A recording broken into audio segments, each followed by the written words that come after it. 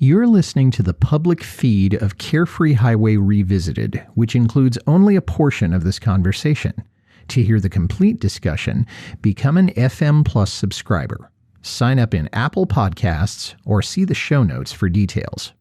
The first guest of the evening is truly a poet. He's an artist. He is a friend and an inspiration to anyone who has ever played the guitar or tried to write poetry. Would you please welcome Gordon Lightfoot?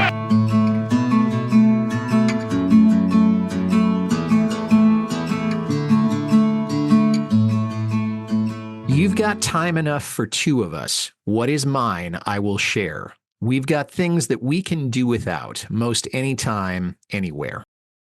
This is Carefree Highway Revisited, the show that celebrates Gordon Lightfoot's music song by song, a proud member of the FM Podcast Network. I'm your host, Mike Messner, and with me today is a fellow Lightfoot fan from Markham, Ontario, making his fifth appearance on the show, Michael Howitt. Michael, it's great to be talking with you again.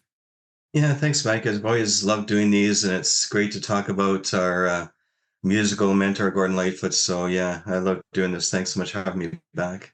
Yeah, you bet. And this is, as I said, your fifth visit with us. And since you were on the show last, you had a chance to attend an event at Massey Hall, didn't you? Yeah, so it was in May of this year, and it was called Celebrating Gordon Lightfoot at Massey Hall. So we were lucky enough to get tickets. We were up in the very last row of the balcony of Massey Halls, but Massey Hall is such a great place. So anywhere in the hall, the sound is great. Maybe we can see most of the stage, but yeah, it was a great night.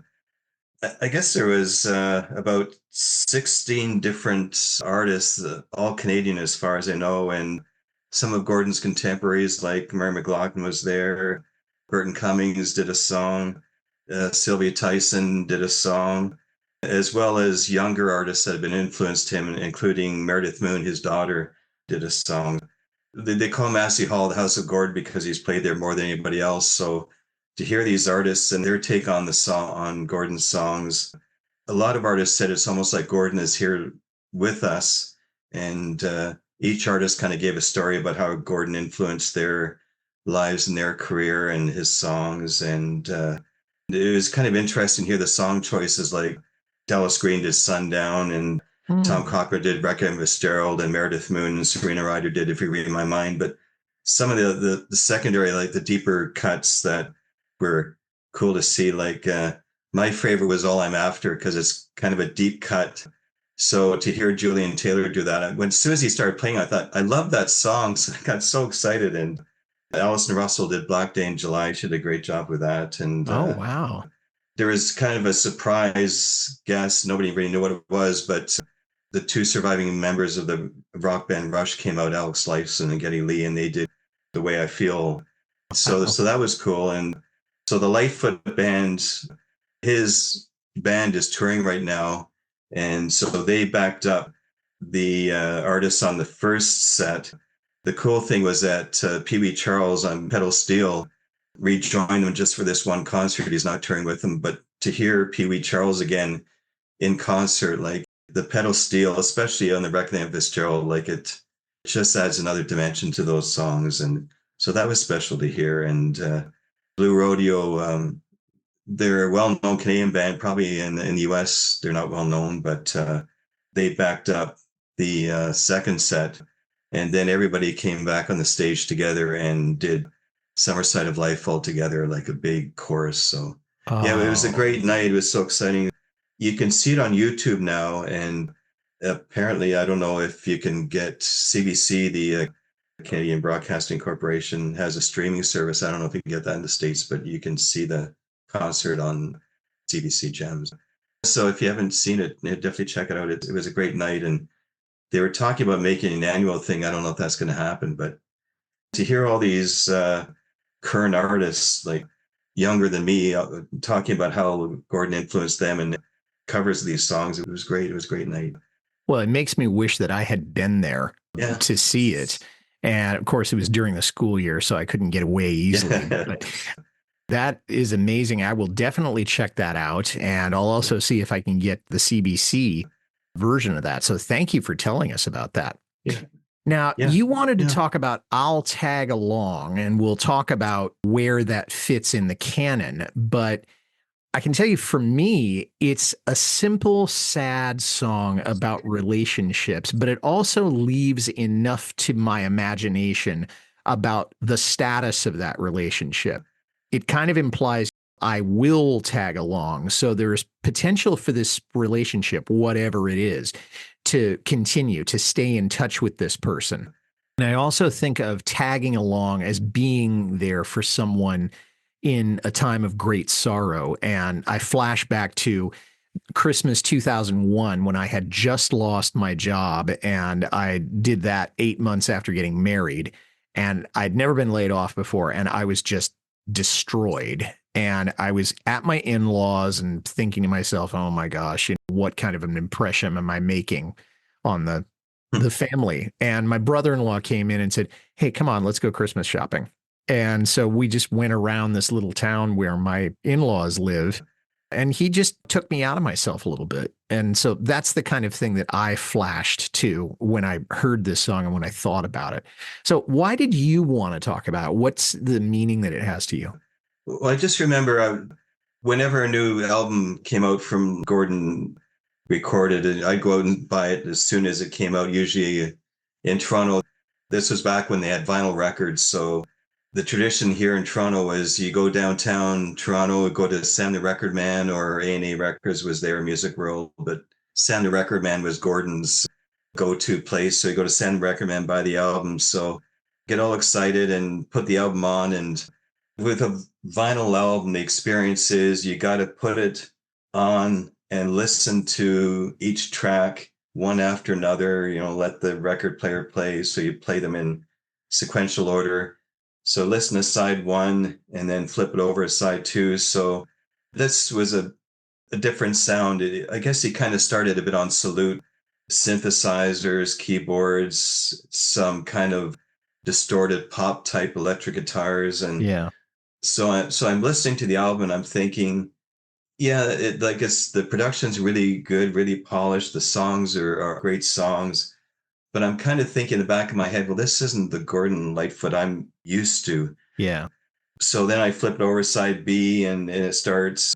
And kind of the second last song, A Passing Ship, it's a little bit more like Gordon. But then the very last song on the album is I'll Tag Along. And as soon as it started, I thought, yeah, this is the Gordon that I grew up with. So it kind of put me in a welcoming place.